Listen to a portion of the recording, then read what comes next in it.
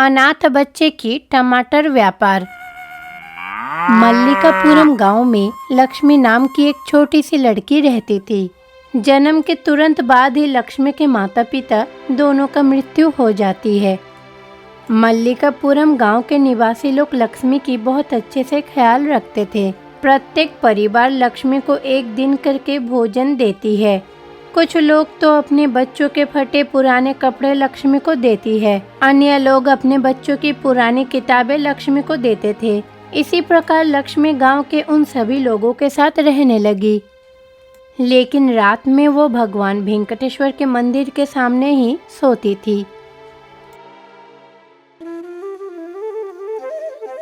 लगता है आज मैं बहुत ज्यादा ही सो गई हूँ। मंदिर के पुजारी ने भी तो मुझे नहीं जगाया। ये कहकर लक्ष्मी जाग जाती है और चारों ओर देखने लगती है। बेचारी ये सोचकर उलझन में रहती है कि आसपास कोई भी क्यों नहीं दिखाई दे रहा है। अरे आज चारों ओर इतना खाली क्यों है? कोई दिखाई क्यों नहीं दे रहा है? कहाँ गए सब? ये कहकर लक्ष्मी मंदिर के सामने सफाई करती है। तभी इसी बीच पुजारी कांतैया वहाँ आते हैं। अरे आज बहुत देर हो गई है। दरअसल आज शुक्रवार है, भगवान का अभिषेक करना होगा। प्रत्येक शुक्रवार को भगवान का अभिषेक करने की प्रथा है इस गांव में। जब पुजारी जी मंदिर में जाता है तो लक्ष्मी पूरे मंदिर की सफाई कर रही होती है और महागठबंधन भी कर रही होती है। धन्यवाद लक्ष्मी।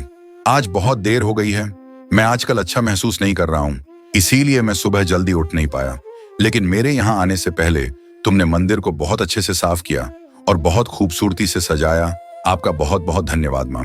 अरे दादाजी, इसमें आपको धन्यवाद देने की क्या बात है? मैं तो इस मंदिर के सामने ही सोती हूँ। ये तो मेरे घर के जैसा है। मैंने अपना घर को साफ किया, इसमें धन्यवाद की क्या जरूरत है? भगवान ने तुझसे सब कुछ छीन लिया है, लेकिन तुझे एक अच्छा दिमाग दिया है। तुम देख लेना बेटी, भगवान तुम्हें हमेशा रक्षा करेगी। ये कहकर पुजारी जी ने गर्भगृह में जाते हैं और अभिषेक करना शुरू करते हैं। गांव वाले भी मंदिर में आते हैं, भगवान वेंकटेश्वर के दर्शन करते हैं। आज लक्ष्मी को कौन खिला रहा है? मैंने तो उसे कल खिलाया था। मुझे इस सप्ताह में काम है, मैं उसे नहीं खिला सकती। मैं भी उसे इस सप्ताह में नहीं खिला पाऊंगी, अगले सप्ताह में खिलाऊंगी। इस प्रकार गांव के सभी महिलाएं बारी बारी से लक्ष्मी को खाना खिलाती है। वास्तव में कोई भी अच्छे मन से लक्ष्मी को भोजन नहीं देता है, लेकिन वो लोग बहुत सारा भोजन मंदिर में चढ़ाते हैं, ये सोचकर यदि उन्होंने लक्ष्मी को भोजन नहीं दिया तो उनका सम्मान नष्ट हो जाएगा। अच्छा, आप लोग एक बात बोलिए, इस छोटे बच्चे को बारी बारी से खाना क्यों खिलाते हो, जिसकी उम्र 10 साल भी नहीं है? लेकिन ये बच्चा और कितना खा लेगी? अरे वह 4 निवाला से ज्यादा नहीं खा सकती। ऐसे बच्चे के प्रति आप लोगों का ऐसा व्यवहार उचित नहीं है। ये नैतिकता बताने के लिए अच्छा है, लेकिन इसका अभ्यास करना बहुत ही कठिन है। मुझे ये सब बातें बताने के बजाय आप स्वयं इस बच्चे का पालन पोषण क्यों नहीं करते? मुझे लक्ष्मी के पालन पोषण करने में कोई समस्या नहीं है, अन्यथा मैं एक बूढ़ा आदमी हूँ। मैं कल या परसों यहाँ से चला जाऊंगा। यदि मैंने लक्ष्मी को गोद लिया होता और फिर छोड़ दिया होता तो यह सब खत्म हो गया होता। गांव में हर कोई लक्ष्मी को कोसता है। अफवाह फैलाई गई कि जो भी लक्ष्मी को गोद लेगा उसकी जान चली जाएगी। मैं इस गांव के लोगों को अच्छी तरह जानता हूँ। इसी तरह कांतैया गांव में सबको बताता है। कुछ समय बाद सभी भक्त भगवान वेंकटेश्वर के दर्शन कर मंदिर से बाहर चले जाते हैं। दोपहर के 12 बज गए, लेकिन आज मंदिर में मुझे खाना देने के लिए कोई नहीं आया। शायद सब मुझे भूल गए हैं। ऐसा सोचकर लक्ष्मी भोजन की प्रतीक्षा करती है, लेकिन उस दिन कोई भी लक्ष्मी को भोजन नहीं देता है। लक्ष्मी, गांव वालों को तुमसे प्यार नहीं है माँ।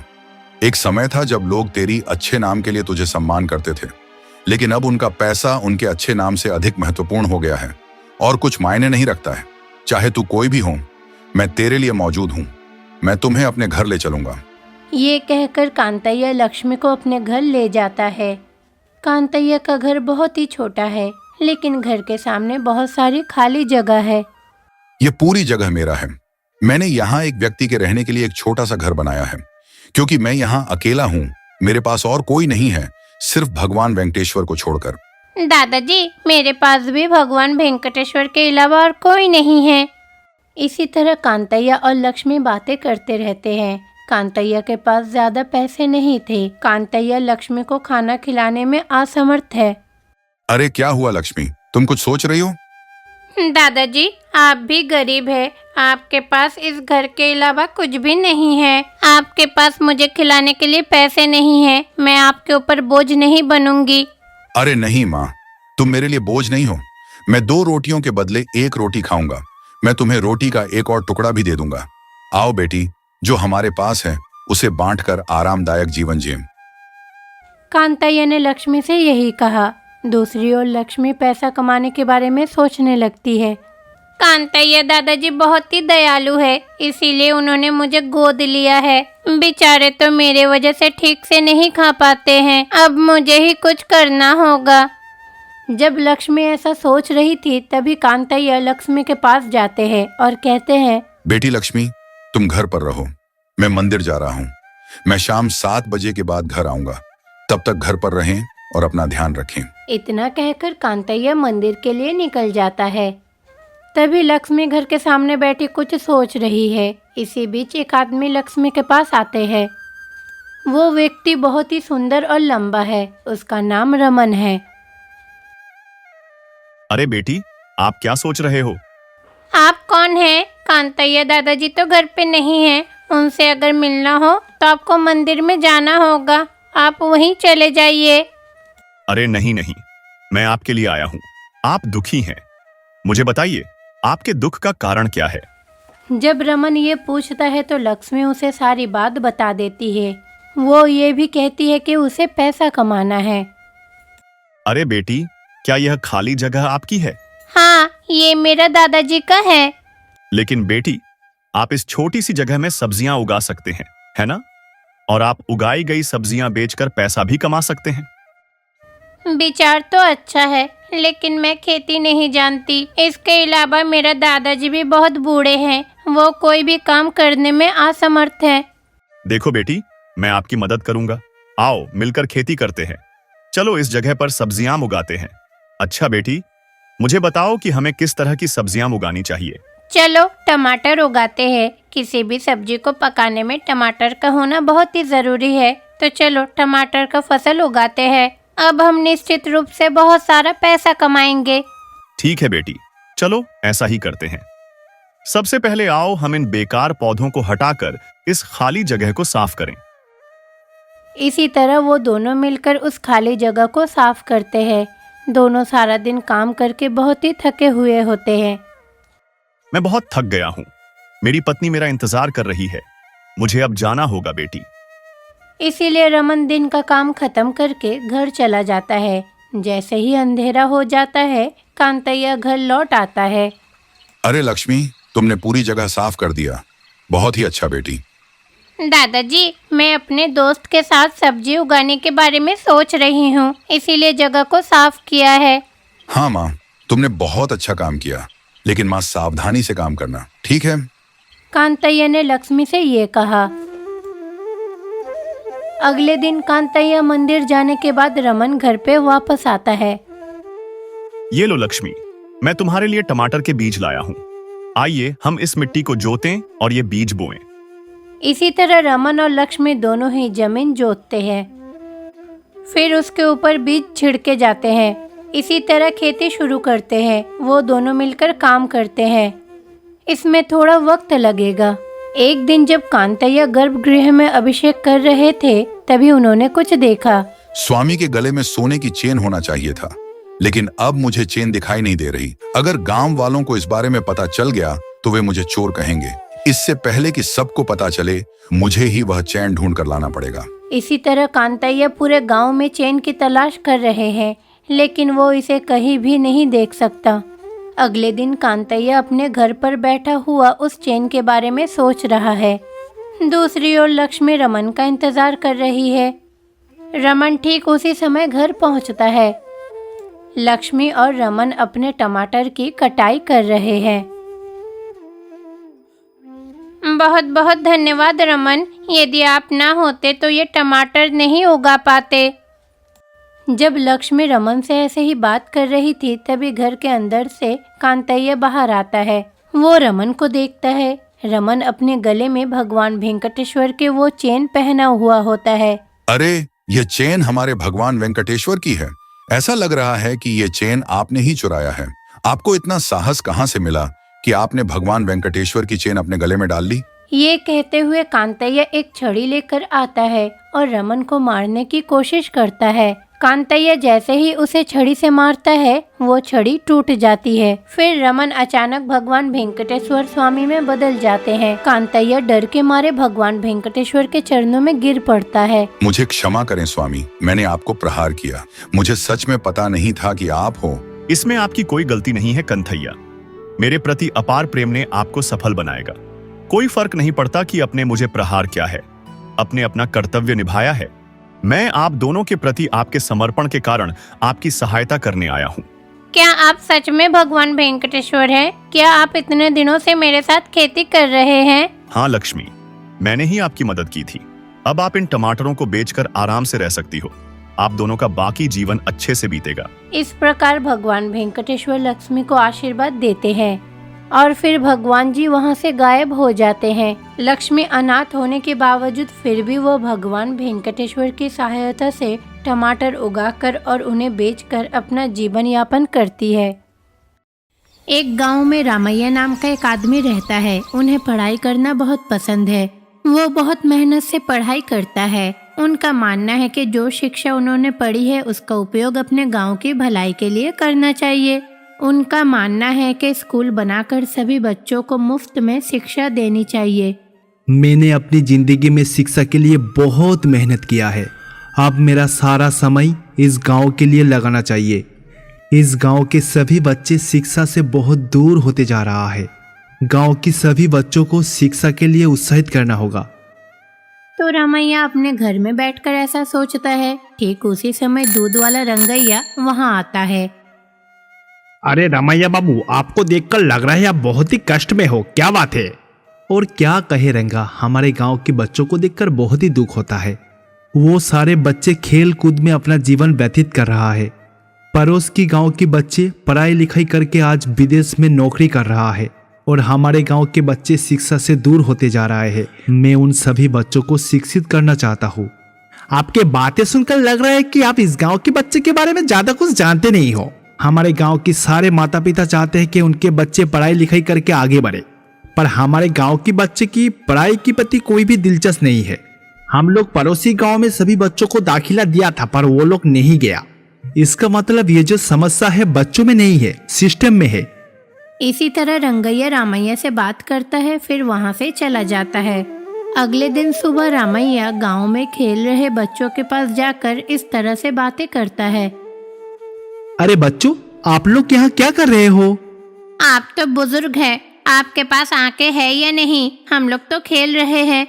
हाँ बच्चों, मैं तो बूढ़ा हो गया हूँ, इसलिए शायद ठीक से देखा नहीं है। देखो बच्चों, मैं सोच रहा था कि आप सभी को एक महत्वपूर्ण बात बताना चाहिए।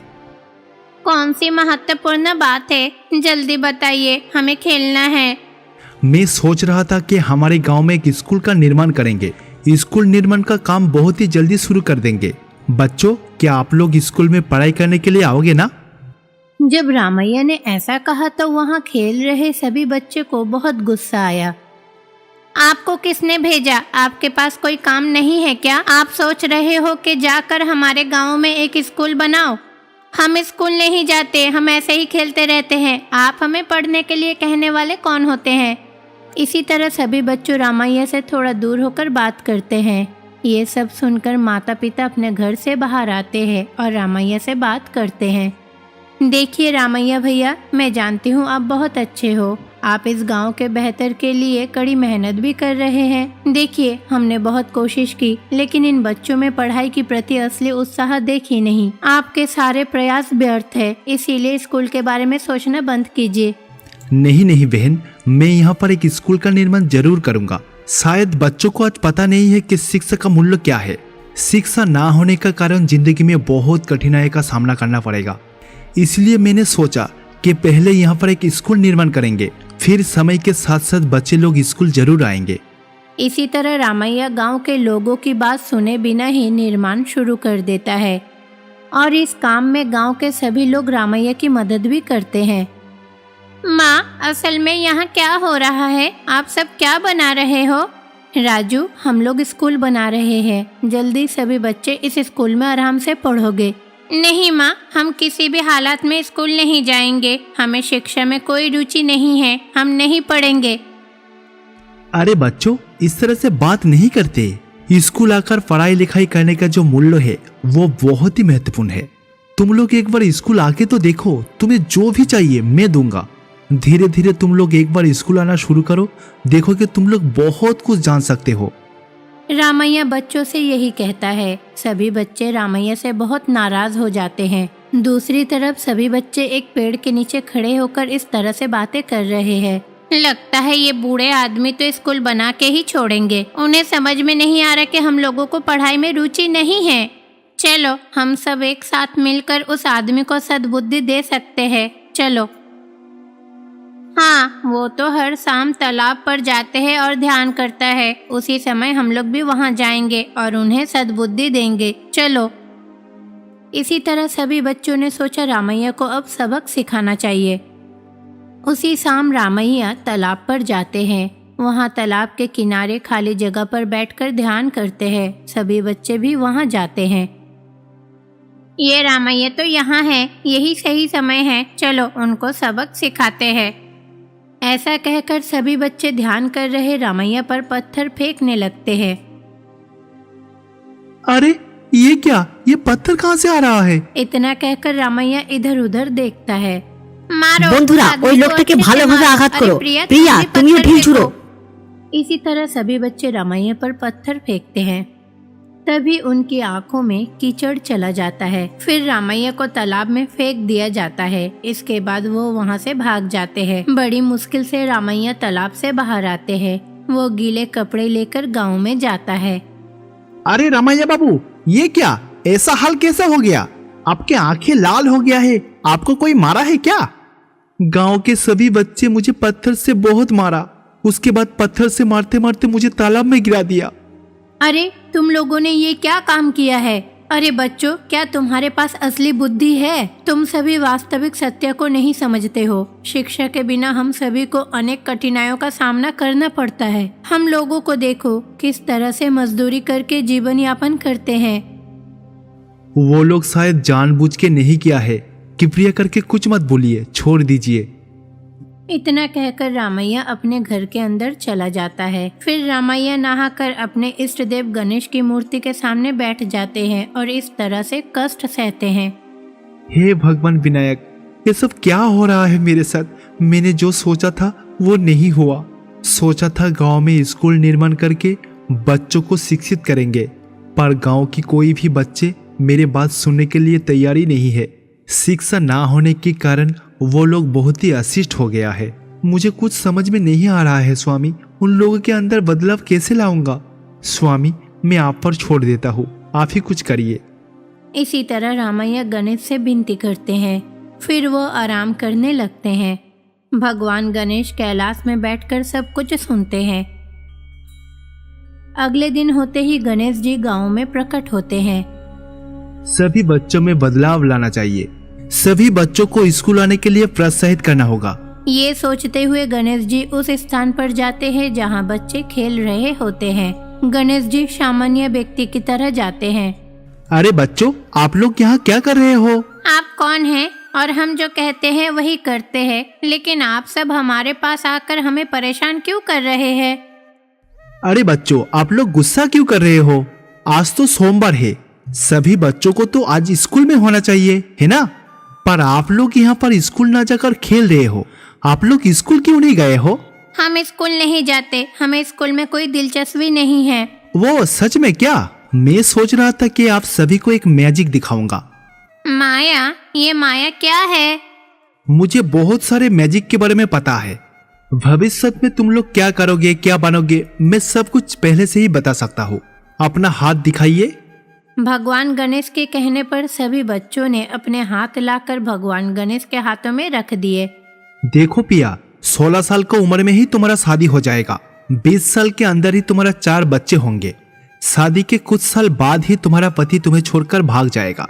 उस दिन के बाद से तुम इस गांव में कुछ छोटा मोटा काम करके 4 बच्चे की परवरिश करने की कोशिश करोगे। जब गणेश ने ऐसा कहा तो प्रिया अचानक आश्चर्यचकित रह गए। और रोबी, तुम्हारा हाथ देखकर लग रहा है कि तुम दिन दिहाड़ी का काम करोगे। तुम बहुत मेहनत करोगे, पर तुम्हारा घर उस पैसे से नहीं चलेगा। और हाँ राजू, तुम भविष्य में जेल भी जा सकते हो। जेल के अंदर तुम्हें पुलिस बहुत अत्याचार करेगा। उसके साथ साथ तुम्हें भोजन भी नहीं मिलेगा, तुम्हें भूखा रहना पड़ेगा। इस प्रकार गणेश जी सभी बच्चों को उनके भविष्य के बारे में बताते हैं। सभी बच्चे आश्चर्यचकित हो गए। आप क्या कह रहे हो? हमें बहुत डर लग रही है। ऐसे होने को रोकने के लिए क्या करना चाहिए? अगर तुम चाहते हो कि तुम्हारा जिंदगी में ऐसा कुछ ना हो, तुम्हें पढ़ाई लिखाई करना होगा। चलो तुम लोगों को सुनहरी स्कूल में ले चलते हैं। ये कहकर भगवान गणेश सभी बच्चे को लेकर गोल्डन स्कूल में ले जाते हैं। ये जो सुनहरी स्कूल देख रहे हो ना, ये तुम्हारे ही गांव का रामैया ने निर्माण किया है। उसके साथ साथ तुम सभी लोग उसे गलत समझे। वो आप लोगों के बारे में सोचकर आप लोगों का फ्यूचर बनाने के बारे में सोच रहा था। इस स्कूल में पढ़ाई करके तुम लोग बहुत पैसा कमाओगे। उसी समय गांव के सभी लोग उस गोल्डन स्कूल में आते हैं। गोल्डन स्कूल को देखकर हैरान हो जाते हैं। रामैया भी वहां आता है।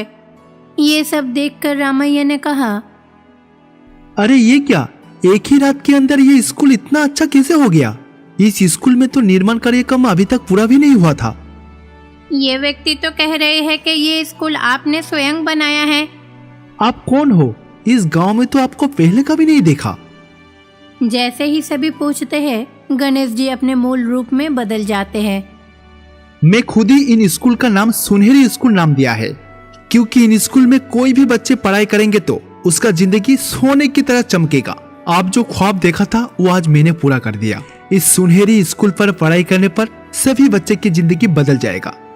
इतना कहकर गणेश जी वहां से गायब हो जाते हैं। सभी बच्चे समझदारी से स्कूल जाना शुरू करते हैं। इस प्रकार भगवान गणेश एक गोल्डन विद्यालय का निर्माण करते हैं और बच्चों के मन में शिक्षा के प्रति रुचि प्रदान करते हैं।